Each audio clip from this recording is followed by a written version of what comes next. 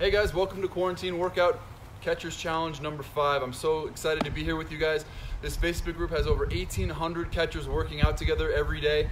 Thank you so much. We're all in this together, and I really appreciate the videos that you guys are doing. I love seeing you catch, and it feels like we're all really doing this together. Today I wanted to answer a lot of the questions that I'm getting over and over, frequently asked questions.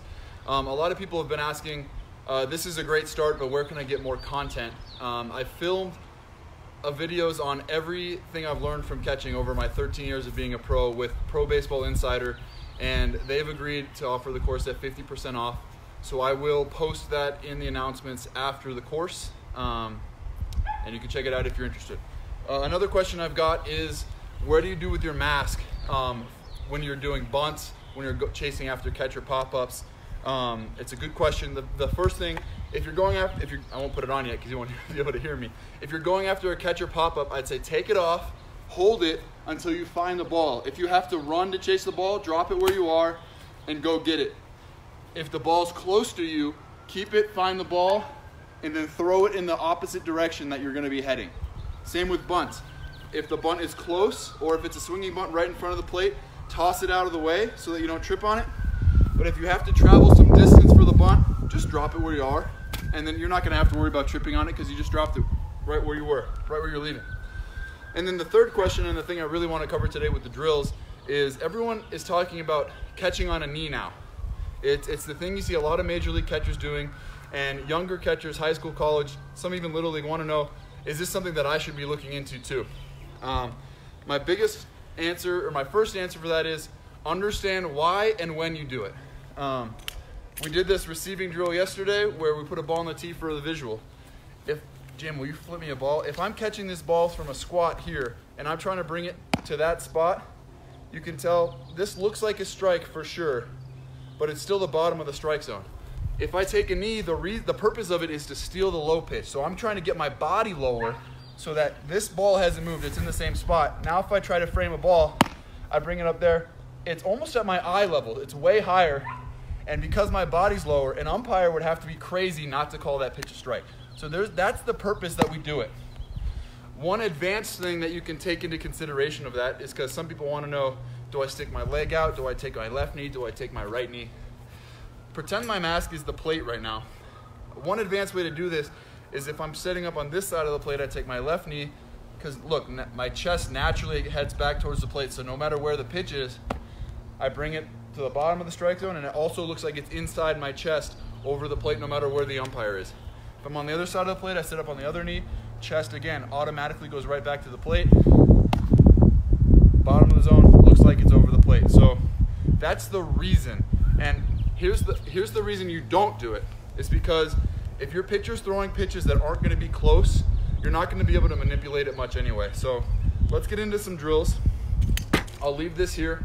The first thing is catch 10 balls when you're on a knee, and then catch 10 balls when you're in your squat, and feel the difference in your body and see what you think and make your own decision about this.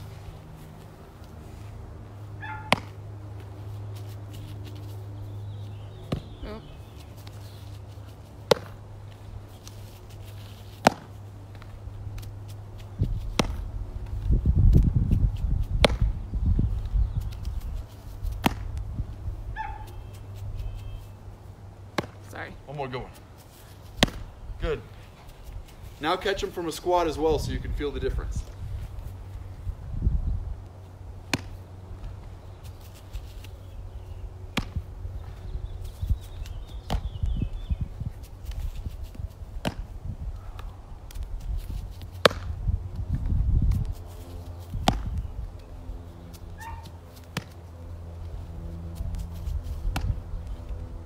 Last one.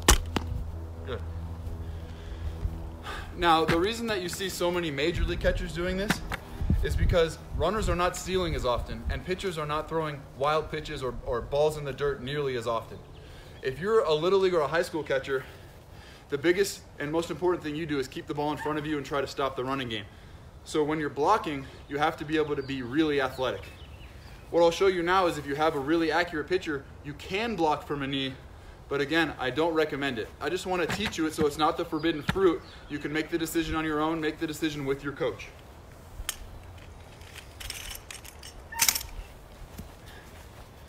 when you're on a knee, it's a hip swing where you throw the knee down that way. Let me put my mask on and block the ball. In the major leagues, 70% of dirt balls are within the frame of the body, so we don't have to travel very far. Another reason why at younger levels, when you have to travel farther distance, it's more important to be in a stance.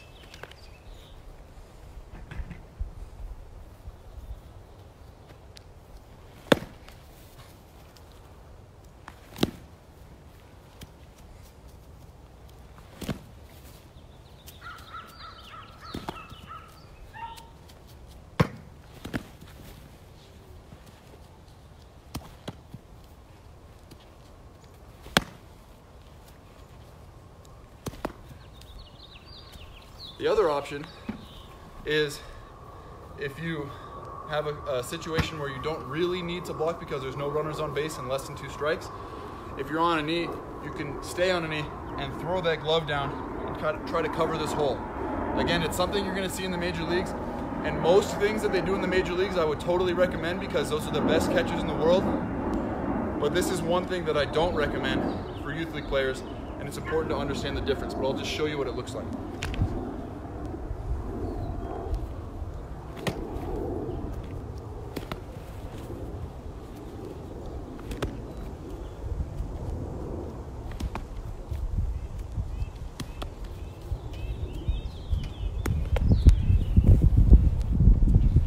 Lastly, when it comes to throwing from a knee, most people do this only from the right knee down. And the reason I say that is because you can get a little momentum, rock forward into a throwing position on your feet. For young people, I really don't recommend throwing from your knees because you need to stay athletic and your arm strength is not really built up yet. But just so you know, this is how you do it. Am I throwing? Yes, please.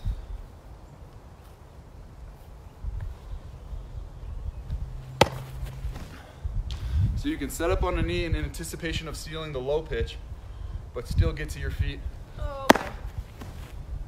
and throw from a strong athletic position.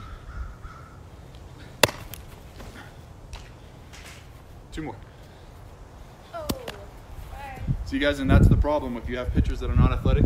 I'm not blaming Jamie right now. It's a good example to show that in the game, you're not setting yourself up to be athletic and be able to respond to a lot of different pitches.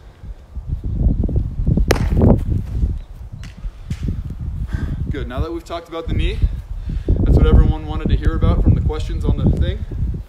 Let's do one more round of all these drills from our stances. Oh, people were asking about the different stances, like actions. Okay, we got some more questions? Just the fundamentals of an action stance and Oh, good question. Okay. We can do some receiving drills while we talk about this.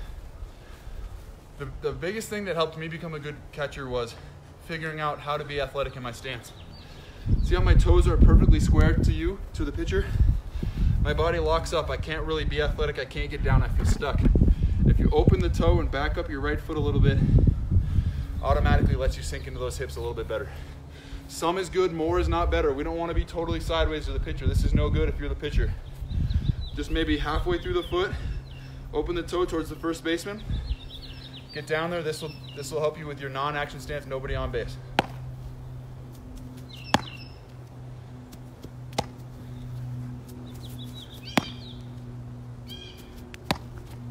And again, guys, this is when you don't have to throw, don't have to block. So my butt's down below my knees. I'm comfortable. I can sit here and watch TV all day. One more. Thank you. Once there's a runner on base, blocking and throwing guys out is all about anticipation. So we want to get our butt a little bit higher. Spread your feet out a little bit more. Again, toe about midway through the foot, maybe as far as the heel, but that's about as far as you want to go. Open that toe. Get your butt up. You're ready to pounce. You're ready to block. You're ready to throw. Make sure you block. Make sure you do all your receiving drills from both of these situations, both of these stances. You're going to spend at least 55% of your time in the action stance. So make sure that your legs are strong enough to support you through the game. Good. Then whenever you go to block, you always do blocking drills from your action stance.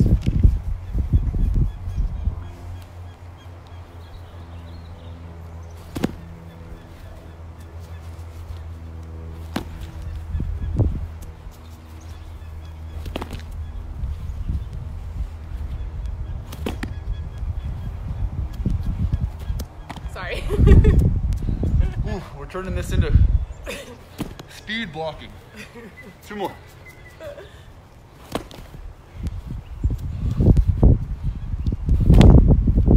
Then you have to block that one. And then make sure you get your throws in from your action stance too.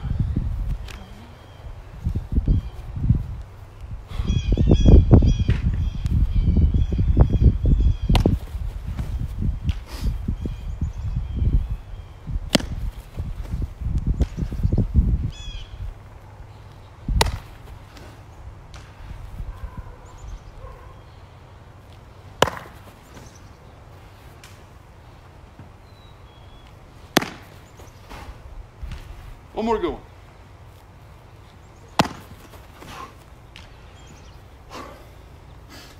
I hope that was informative, you guys. I appreciate all the questions, all the feedback.